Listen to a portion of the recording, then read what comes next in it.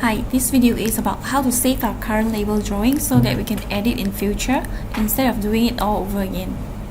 Let's go into Drawing, Wardrobe, select the view,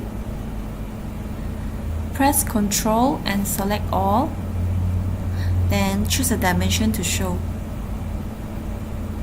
Then export image, export English drawing. Here we can add on extra notes and remark.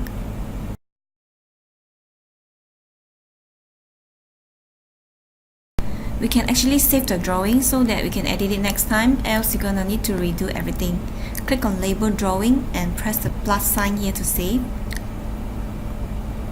Now let's exit into 3D.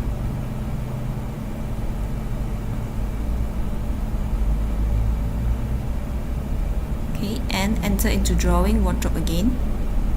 Here you don't need to redo the dimension, just go back to Label Drawing, hover your mouse to the Save Drawing and select Edit.